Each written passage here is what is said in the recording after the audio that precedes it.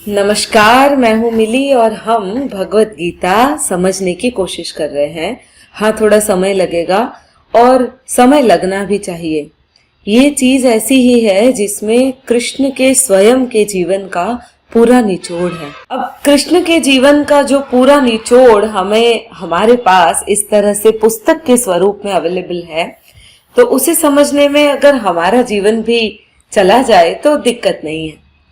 चलिए, आज भगवान बहुत इंपॉर्टेंट चीज कह रहे हैं, क्योंकि श्लोक में आगे जब अर्जुन ने एक प्रश्न किया था कि जो स्थित प्रज्ञ है वह चलता कैसे है, रहता कैसे है, करता क्या है, तो इसी के उत्तर में भगवान और आगे एक श्लोक कह रहे हैं।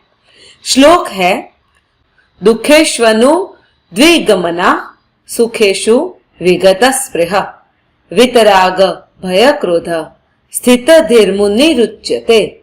अर्थात दुखों की प्राप्ति होने पर जिसके मन में उद्वेग नहीं होता, सुखों की प्राप्ति में जो सर्वथा निस्पृह है तथा जिसके राग भय और क्रोध नष्ट हो गए हैं, ऐसा मुनि स्थिर बुद्धि कहा जाता है। अब हमारे लिए ये बहुत ज्यादा डिफिकल्ट स्टेटमेंट इसलिए है क्योंकि हम तो थोड़ा बहुत अगर खुशी मिलती है तो हम अपने आपे के बाहर हो जाते हैं।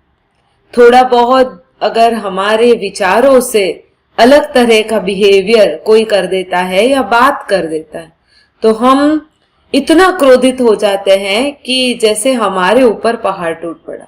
दुख हमें बहुत ज्यादा अंदर से कुरेदता रहता है और सुख के लिए हम तरसते रहते हैं, पर हमें ये नहीं पता है कि सुख और दुख एक ही सिक्के के दो पहलू है।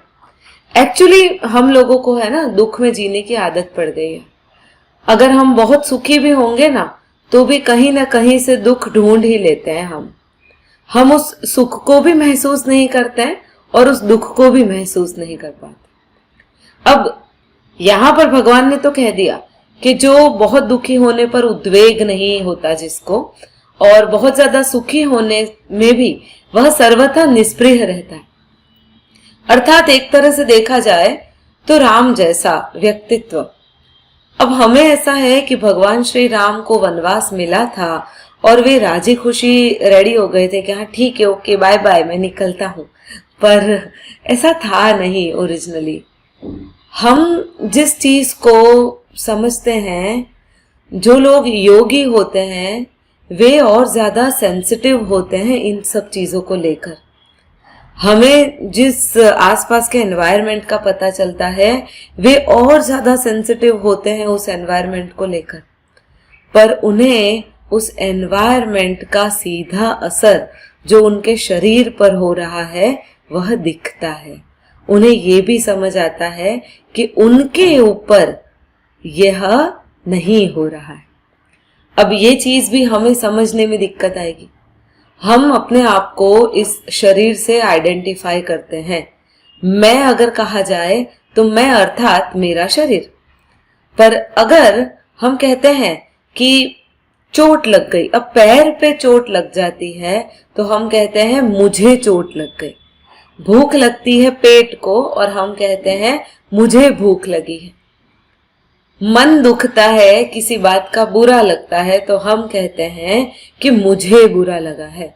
हमने मैं को अपने शरीर से, अपने मन से इतना जोड़ रखा है कि हम उसके अलावा का अपना जो चरित्र है या अपना जो अस्तित्व है उसे नहीं देखते।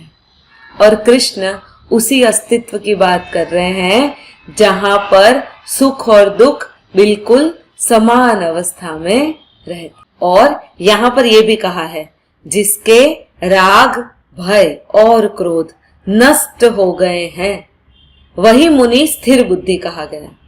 अब राग अर्थात हमारी संवेदना या हमें जो पसंद है। अब पसंद में हम दोनों चीजों को ले लेते हैं। काफी बार हम लोगों को हमारे साथ जो बुरा होता है ना उसको सोचने की आदत पड़ जाती है।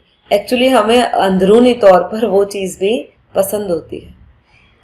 दूसरा है भय। भय के बिना हम जीवित रहने के बारे में सोच भी नहीं सकते। हमारे बहुत सारे अलग अलग फियर होते हैं, कोई कुछ कह देगा या कहीं कुछ हो जाएगा और एटसेट्रा एटसेट्रा। कोविड में कुछ ज्यादा ही पता चला भय का। और तीसरा है क्रोध।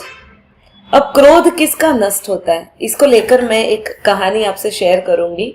दो मित्र थे, उनमें से एक मित्र सन्यासी बन जाता है। अब सन्यासी बनने के कुछ सालों के बाद लोगों में बड़ी चर्चा हो गई थी कि इस सन्यासी में क्रोध नहीं है, ये बिना क्रोध का है, क्रोध को जैसे खत्म कर चुका है ये। उसका जो मित्र था ना, वो इस बात को भली भांति जानता था। वो भी एक बार उसी जो सन्यासी बना हुआ मित्र है उसको मिलने जाता है। सुबह सुबह 4:30-5 बजी होगी और वो जो सन्यासी है वो जो गरम कोयले होते हैं ना, उसकी राख ठंडी हो चुकी थी, उसके पास बैठा हुआ था। अब मित्र जाता है और सन्यासी से पूछता है क्या अभी अग्नि बाकी है? सन्यासी कहता है नहीं, खत्म हो चुकी है। फिर से वही मित्र पूछता है क्या अग्नि बाकी है?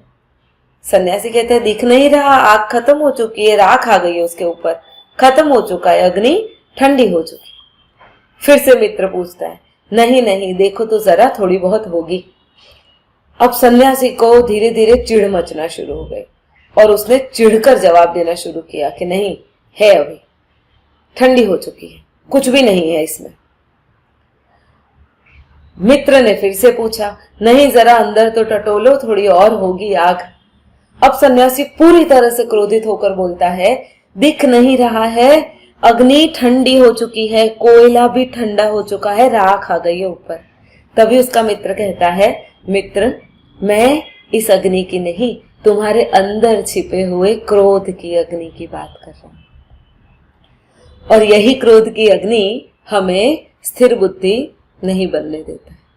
तो अगर मित्रों वीडियो पसंद आया हो तो लाइक कीजिए, शेयर कीजिए और सब्सक्राइब नहीं किया हो तो कर दीजिए। धन्यवाद।